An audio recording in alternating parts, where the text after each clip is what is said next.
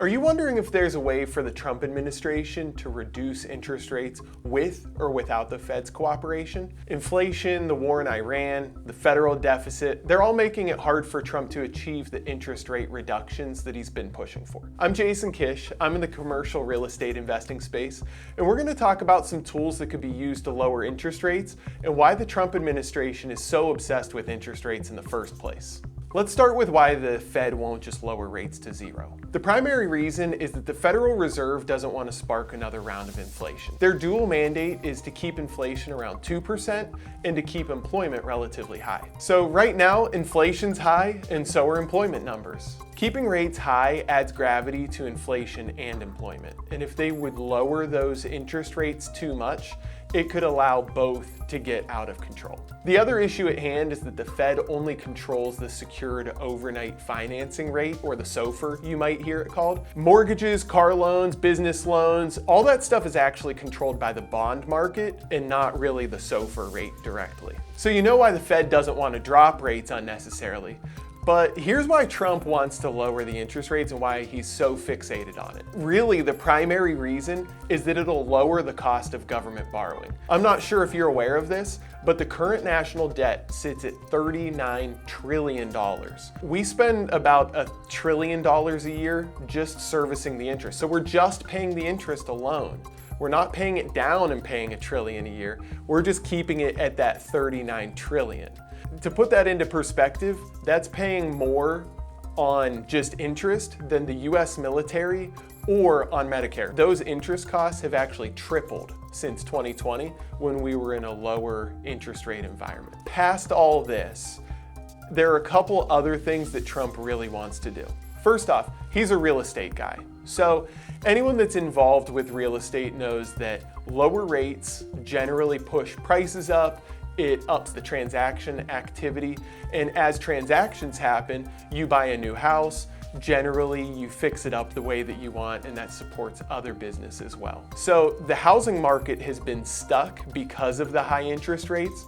So this would allow homeowners to be able to move from their homes into other homes. And this would increase affordability for people as well. So you have to think that the midterms are coming up.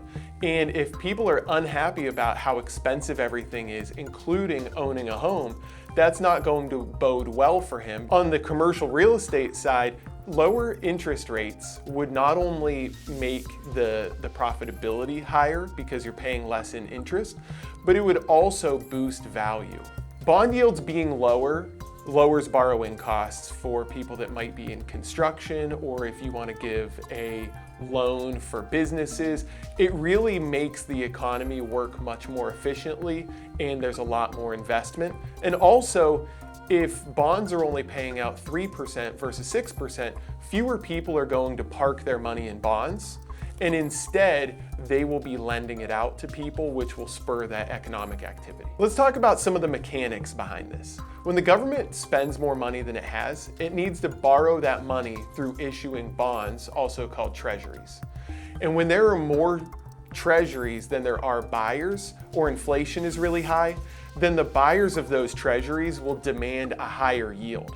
That higher bond yield drives up the cost of borrowing for nearly everybody because most lending is actually based off of those treasuries or off of those bonds. So if there was a buyer that was willing to purchase a significant amount of these bonds, then that would increase the demand and it would lower the yield that the government needs to offer somebody in order to attract those buyers. So that would have the effect that Trump is looking for, and it would have the effect that everybody in real estate is looking for. I'm going to talk about a tool today that could be used by the Trump administration that not a lot of people are talking about right now. And what they could do is put a temporary moratorium on something called the supplementary leverage ratio. What that does is it limits the amount of treasuries that a bank can actually have, which limits their ability to purchase more, which means that they can only take up so much of that supply of the treasuries. If we were to remove those constraints,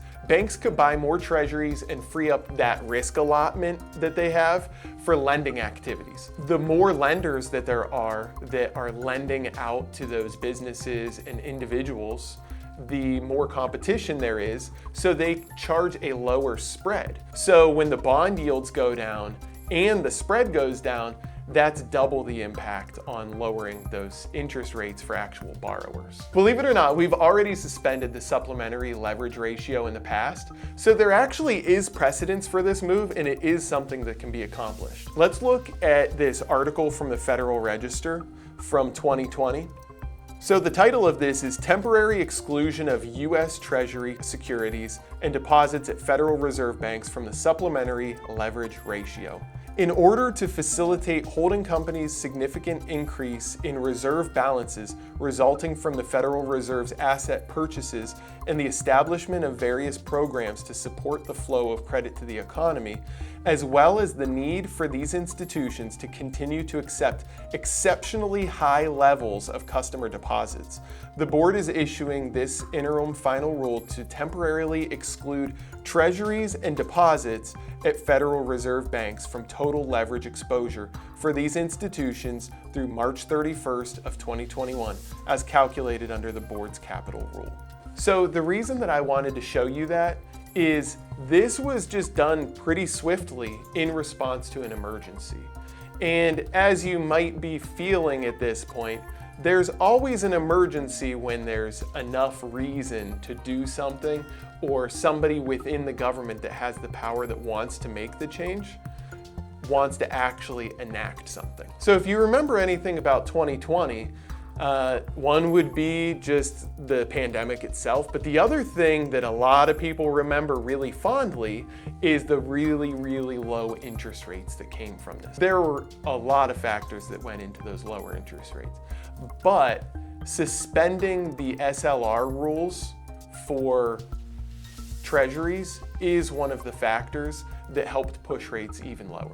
If exempting U.S. Treasuries from the supplementary leverage ratio was successful in lowering bond yields or interest rates then it could have pretty big consequences now as well. If it would be successful, it would lower car payments, house payments, the cost of business loans, and likely benefit the stock market as well. In commercial real estate, lower interest rates would not only make loan payments easier to service, but it would likely reduce cap rates. Again, if you aren't familiar with cap rates, lower cap rates mean higher value for things like commercial office space or apartments or really any kind of commercial asset. They're usually priced with a cap rate. The lower that cap rate is, the more they're valued.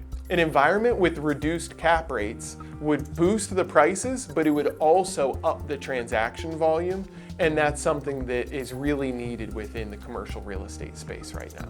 Now, I'm not making any predictions on what's going to happen with interest rates.